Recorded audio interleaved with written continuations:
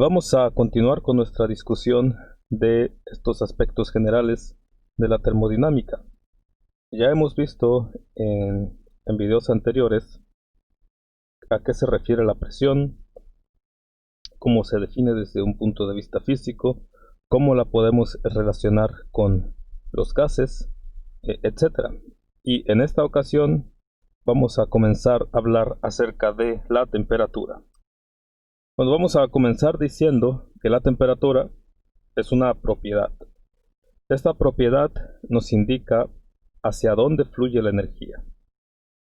Cuando dos objetos se ponen en contacto, que se llama contacto térmico, si uno de los dos está a una temperatura diferente, pues el calor va a comenzar a fluir, es decir, va a fluir energía desde un lado, desde un objeto, hasta el otro objeto.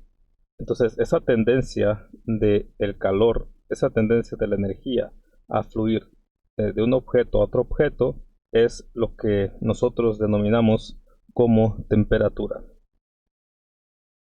Y intuitivamente y empíricamente nosotros sabemos que si la energía fluye de un objeto A un objeto B, entonces decimos que el objeto A tiene una temperatura más alta que el objeto B. Es decir, en términos muy generales y de manera lógica, de manera intuitiva, de manera empírica, nosotros sabemos que la temperatura fluye de los objetos más calientes a los objetos más fríos. Y ese flujo del calor, esa tendencia de la energía a moverse de un lugar a otro, cesa cuando la temperatura de los dos objetos es la misma. Ese es el sentido de la temperatura. Entonces, el calor, la energía siempre fluye de los objetos que están a una temperatura mayor a los objetos que están a una temperatura menor.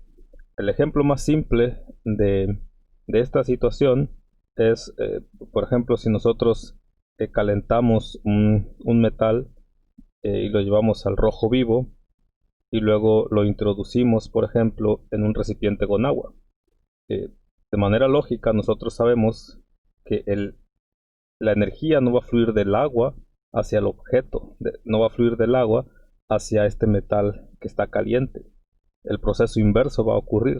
La energía se va a disipar desde el objeto que está caliente hacia el agua. Eso es lo que nos dice la lógica, eso es lo que nos dice las cuestiones empíricas. Nosotros sabemos eso porque en la naturaleza ocurre eso. Y este es un sentido particular de algo más general que ya habíamos revisado anteriormente, donde decíamos que la termodinámica se basa enteramente en cuestiones empíricas. Hay procesos que nosotros observamos en la naturaleza y luego que se pueden generalizar en base a las observaciones realizadas en la naturaleza. Esta cuestión de la temperatura es un ejemplo de ello, y como este ejemplo vamos a encontrar muchos a lo largo de la materia de este curso.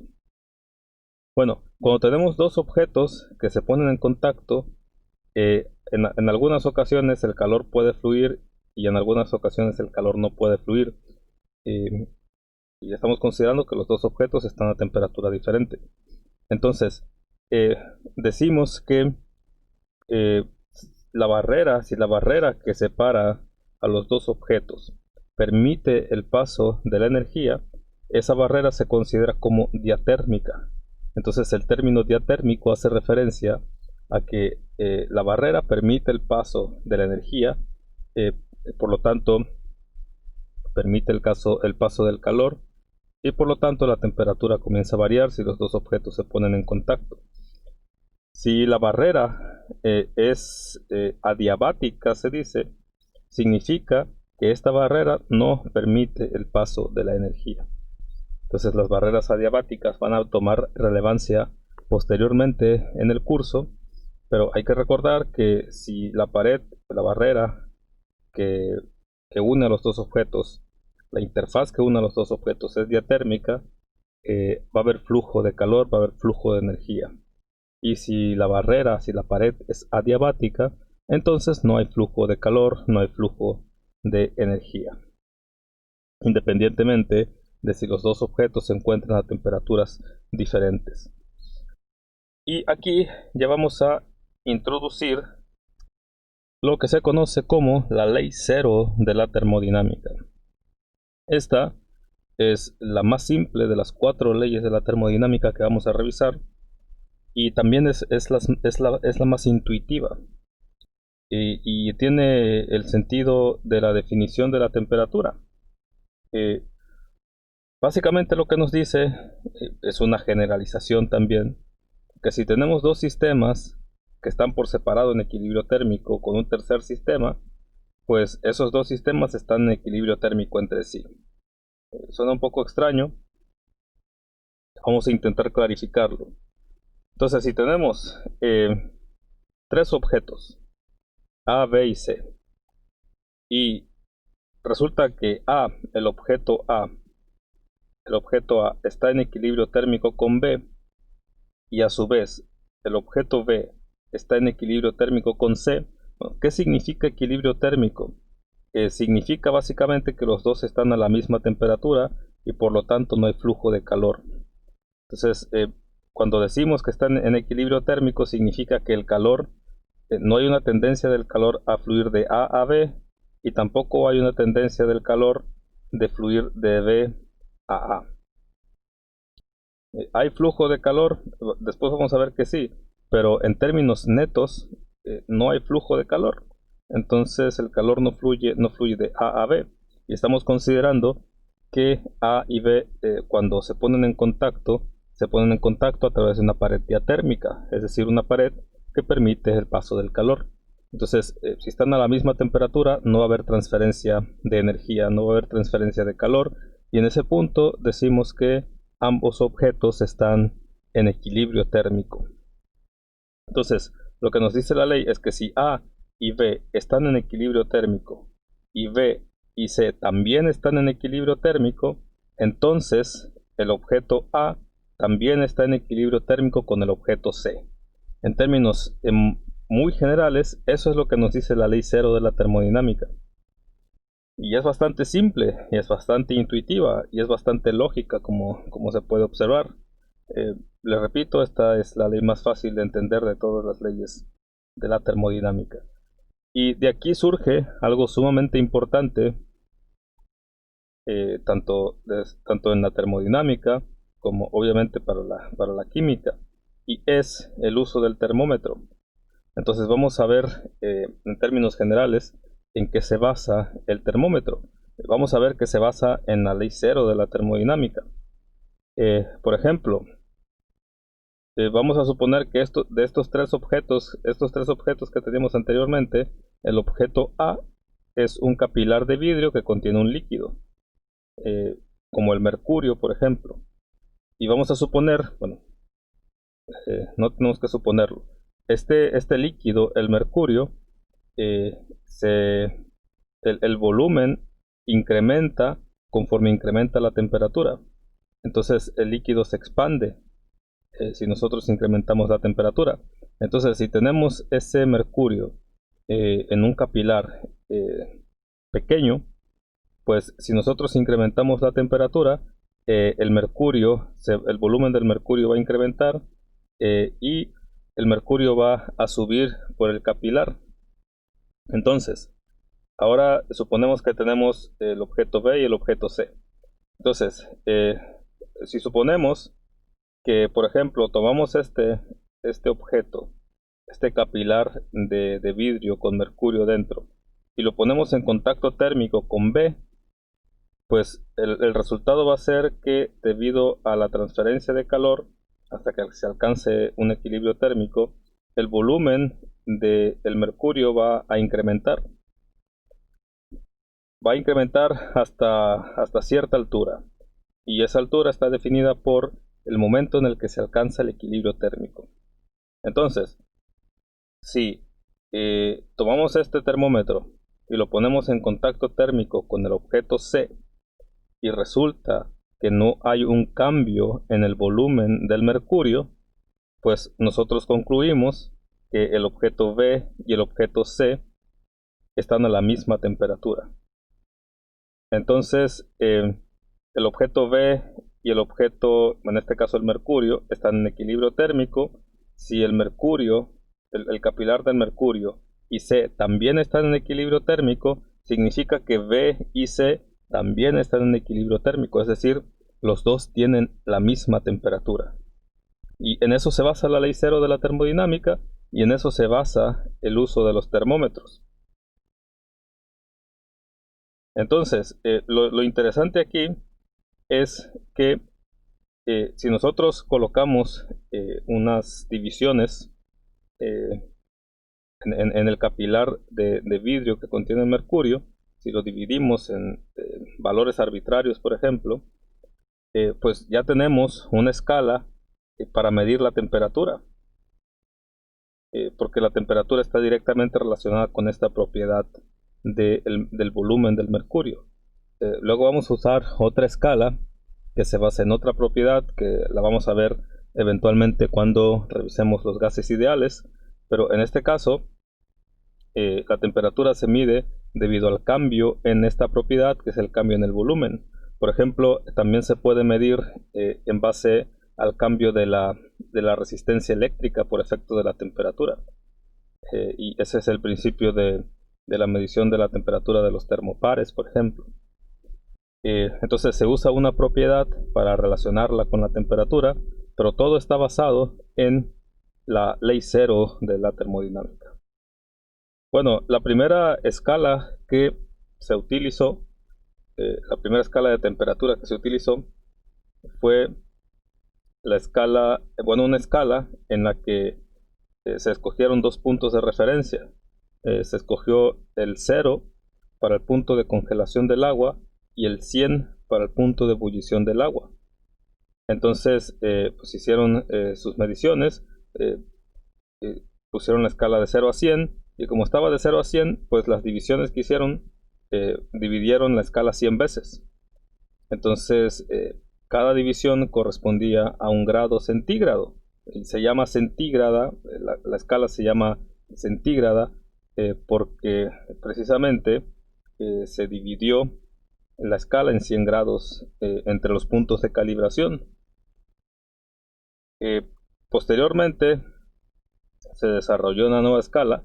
Básicamente se cambió el punto de referencia y ahora en lugar de tener el punto de referencia de 0 y de 100, se tiene un solo punto de referencia que es lo que se conoce como el punto triple del agua. Lo vamos a ver eventualmente en equilibrio químico, pero el punto triple del agua es el punto en el que se encuentran en equilibrio físico el agua líquida, el hielo y el agua gaseosa o el vapor de agua. Entonces ese punto tiene el valor de 0.01 grados Celsius. Y en la escala de Celsius, el punto de ebullición del agua a una atmósfera es de 99.975 grados centígrados. Entonces, perdón, grados Celsius. Entonces, esta escala de Celsius, la magnitud de la escala de Celsius es igual a la magnitud del grado centígrado. Entonces, a veces se utilizan indistintamente.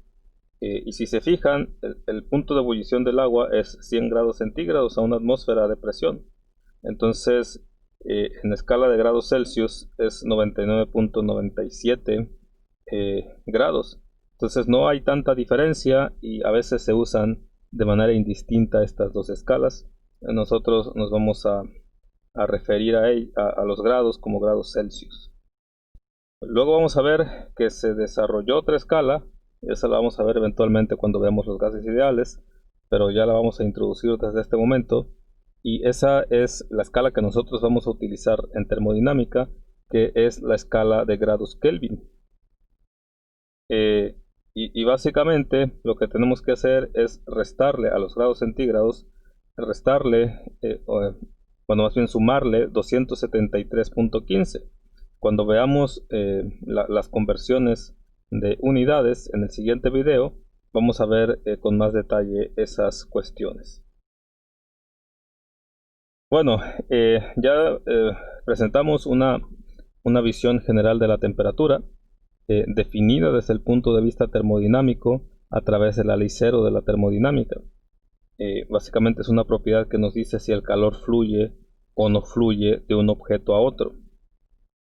A nivel microscópico, ya habíamos mencionado que en ocasiones vamos a introducir cuestiones muy simples de la termodinámica estadística para entender el comportamiento de la materia a nivel microscópico. Es importante recordar que la termodinámica no es el estudio de los objetos a nivel microscópico o a nivel atómico. En la termodinámica lo que se hace es estudiar los sistemas a nivel macroscópico utilizando variables que se puedan medir. Se pueden medir macroscópicamente como la presión, el volumen y la temperatura. Pero para entender o para intentar racionalizar estas cuestiones que estamos revisando, frecuentemente vamos a recurrir a un poco muy general, sin meternos en muchas matemáticas, de manera muy general, aspectos importantes de la termodinámica estadística. Entonces vamos a visualizar cómo se comporta esta cuestión de la temperatura en términos de átomos. Entonces, en términos muy generales, la temperatura está relacionada con la energía cinética de las moléculas. De manera muy simple, si la energía cinética incrementa, la temperatura incrementa. Si la energía cinética de las moléculas disminuye, la temperatura disminuye. Y hay que recordar que la energía cinética es un medio de la masa por la velocidad al cuadrado. Entonces, cuando la temperatura es mayor, pues resulta que las moléculas se mueven más rápido. Cuando la temperatura es menor, las moléculas se mueven más lento. Entonces vamos a analizar esta animación que va a aparecer aquí. Son moléculas de agua y a continuación vamos a comenzar a calentarlas. Entonces lo que estamos haciendo es introducirle calor al sistema. Las moléculas de agua absorben la energía y comienzan a tener movimiento las moléculas. Las moléculas se mueven o tienen movimiento traslacional, es decir, se mueven de un lugar a otro, tienen movimiento vibracional, tienen movimiento rotacional, y todo eso está relacionado con la energía que absorben del medio, en este caso la energía que estamos suministrando debido a la flama que estamos colocando allí. Entonces noten que el medidor, vamos a regresarlo un poco. Aquí tenemos este termómetro que está midiendo la temperatura. Entonces, mientras más calor añadimos al sistema, las moléculas de agua se mueven más rápido, por lo tanto tienen más energía cinética y por lo tanto eso provoca un incremento en la temperatura. Entonces, en términos simples, la temperatura está relacionada con la velocidad de las moléculas. Y no solo con la velocidad, sino con la vibración de las moléculas, con la rotación de los enlaces, etc. Pero, por ejemplo, nosotros, cuando estemos revisando los gases ideales, que básicamente eso es, bueno, sí vamos a tratar a los gases prácticamente durante todo el curso como gases ideales, pues los gases ideales no presentan movimientos de rotación y de vibración, solo presentan movimientos de traslación, es decir, se mueven de un lugar a otro, y eso va a simplificar el análisis de la temperatura cuando revisemos los gases ideales. Bueno, entonces, eh, conforme incrementa la temperatura, aumenta la velocidad de las partículas. En realidad es el caso opuesto, ¿no? Si aumenta la velocidad de las partículas, lo que pasa es que incrementa la temperatura. Entonces aquí tenemos, por ejemplo, la temperatura en grados Kelvin ya. Aquí tenemos la temperatura a 0 Kelvin. En teoría, a 0 Kelvin no hay movimiento de las moléculas. Y eso está relacionado con la tercera ley de la termodinámica que vamos a ver después. Pero aquí no hay movimiento de las moléculas a 0 grados Kelvin. 0 grados Kelvin equivalen a menos 273.15 grados centígrados. Entonces, conforme comenzamos a añadir calor al sistema, por ejemplo, pues las moléculas se comienzan a mover más rápido. Noten que aquí hay que recordar que la velocidad es un vector. Entonces, aquí está representado la magnitud del vector con una flecha más larga, ¿no? Entonces aquí la flecha es corta, acá la flecha es larga, y eso nos hace entender que a una temperatura de 1000 Kelvin el vector velocidad es mayor, es decir, las partículas se están moviendo con mayor velocidad, por lo tanto tienen mayor energía cinética. Y aquí tenemos una distribución de eh, la, la velocidad de las moléculas a diferentes temperaturas. Aquí tenemos el número de moléculas en el eje Y, en el eje X tenemos la velocidad. Hay que recordar, a mayor velocidad, mayor temperatura. Entonces, aquí hay algo muy importante. Lo que tenemos aquí, por ejemplo, a 100 Kelvin, es una distribución de velocidades. Es decir, no hay una velocidad, no, lo que significa es que no todas las moléculas se mueven a la misma velocidad. La temperatura en realidad hace referencia a la velocidad promedio de las moléculas. Entonces aquí a 100 grados centígrados, a 100 grados Kelvin, por ejemplo, eh, el promedio, la mayor cantidad de moléculas, aquí está el número de moléculas, la mayor cantidad de moléculas tiene esta velocidad que aparece aquí, bueno, si lo extrapolamos para acá abajo. Pero hay moléculas que se mueven con una velocidad menor y hay moléculas que se mueven con una velocidad mayor. Entonces hay moléculas que tienen una temperatura menor, hay moléculas que tienen una temperatura mayor y el promedio de las velocidades nos da, el promedio de las energías cinéticas nos da la temperatura promedio.